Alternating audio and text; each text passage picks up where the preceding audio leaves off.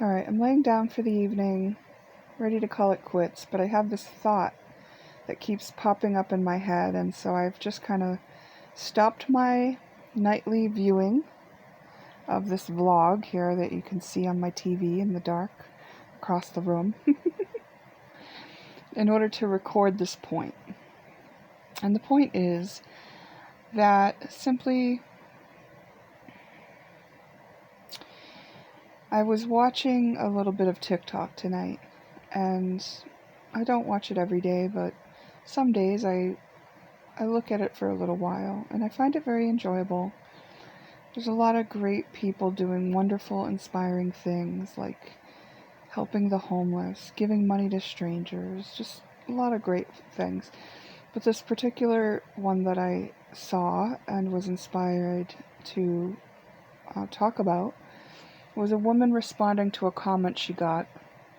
Someone who was saying that even though she was claiming that she was in her 50s, that she could not possibly be in her 50s, and that she must be older, and that she should embrace the age that she really is.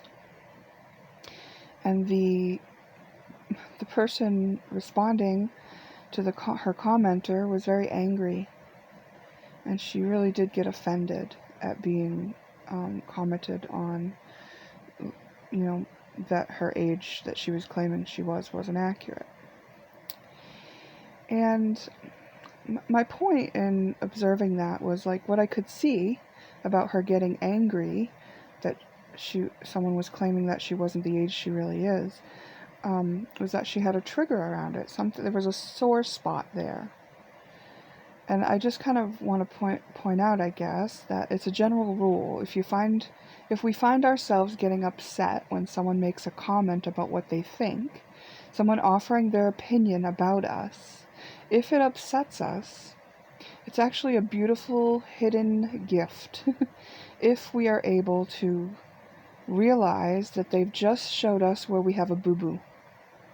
If we're angry, if we have an emotional charge response in response to somebody giving us their opinion or comment or thought or idea or belief, all it means is that we have a trigger around that we have a boo-boo around that topic, and that we've just been activated in it.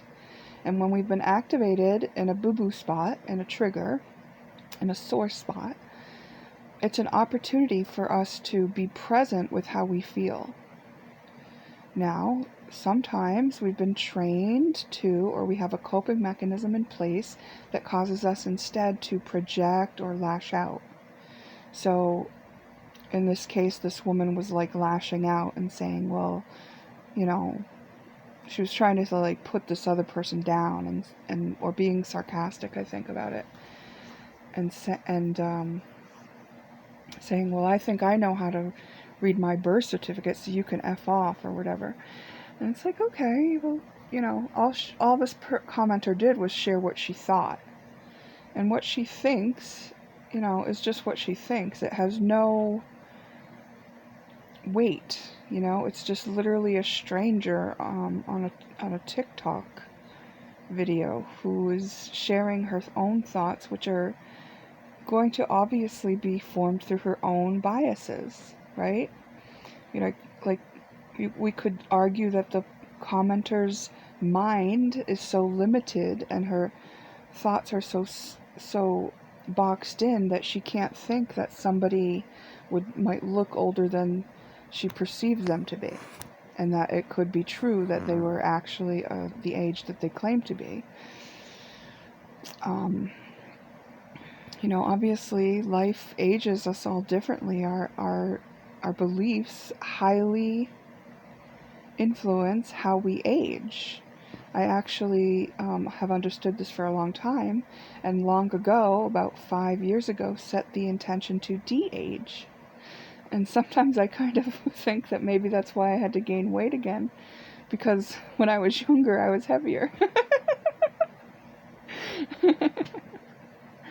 But I do believe that because I've set that intention, my skin doesn't get wrinkles. I don't appear to have heavily aged, you know? So anyway, it's all about our beliefs, and it's all about our feelings, but like, I mean, our experiences that shape our beliefs, and what our environment is imprinting upon us, you know? But we can change our beliefs.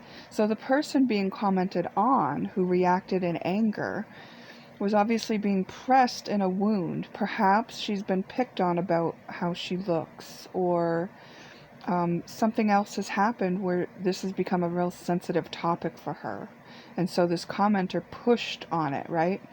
The universe wants us to be healed. The universe is going to always bring us back what's in our energy. So if we have a boo-boo about somebody picking on our age, then it's definitely, most certainly going to happen again and again until we heal the boo-boo. Like this is not going to be the last time that this woman gets poked on the boo-boo of her age if she doesn't take the time to be present with how she feels. Now, obviously, she reacted in her wounding pattern, but there's a benefit here for her because she did it on a public platform called TikTok. And when we do something publicly, it really does sometimes make us look at ourselves more, right? It's like, oh, like how am I being perceived? Like, do I like how I'm acting right now? You know, things like that can be taken into consideration much more commonly when we've acted out, I think. So that's one benefit of having it happen to her, right? It's a little gift. It's hidden. She might not love knowing about having it happen, but if she were to change her mindset and know that she could be present with her feelings, and then nobody could ever hurt her in that sore spot again, because it would no longer be sore, because she'd turn into the one who had loved herself through it. That's, you know, she would no longer be walking around with a boo-boo. It would feel so much better to have regained that piece of energy that was previously looping in the pattern that she was using to defend herself and the pain that she doesn't want to, or that she hasn't yet loved herself through. So anytime, this kind of goes for anything, right? Anytime we get upset, we get poked, we get a boo-boo, a sore spot in response to somebody sharing their opinion or thoughts, it's an opportunity for us to love ourselves more. And each time we can love ourselves through something like that, the less apt we are to be affected by that. You know, it really is true that people can't make us feel something. It's something that we have control over. And I know this for a fact because I have done this for myself repeatedly over many years' time, and I've collected all these like parts of me that used to be very fragile. Nobody could even interact with me without triggering me once upon a time. But now it would be very difficult for someone to be, because I'm willing to be present with myself. And I can offer presence to others now very easily because I've been present with myself. Now, this can be very intimidating for some people when they're not used to being in presence, and they have a lot of coping mechanisms that are designed to make sure they don't see certain wounding patterns, and somebody is present with them, they'll either run away or they'll feel very uncomfortable. And it's understandable if you don't have the tools that you need in order to process through any wounding patterns that are looping, or if you don't have the awareness that that is what's happening, then, you know, you're just going to be falling into the old coping mechanisms. And I think that's why it's important for me to share this thought, because it's just an example of every day being a human. Nobody is lesser, right? Like, I'm not saying I'm better because I understand how it works. I'm saying, hey, I understand how it works. I've practiced many times. It might be worth an experiment for you to know that you have the power to reclaim any of your lost energy that's looping in pain. And when somebody pokes you in it, that's actually a gift and an opportunity for you to do so. So yeah. So let me just fill you in on what I was watching here before I go back to it, because I think that's sufficient and I think I've made my point. And thanks for watching. Thanks for being here. Thanks for being open to these concepts. And I hope that you find yourself either in a knowing about it already or willingness to experiment with it to see if it works for you and to see how true it is for you, or ask questions if you need more information.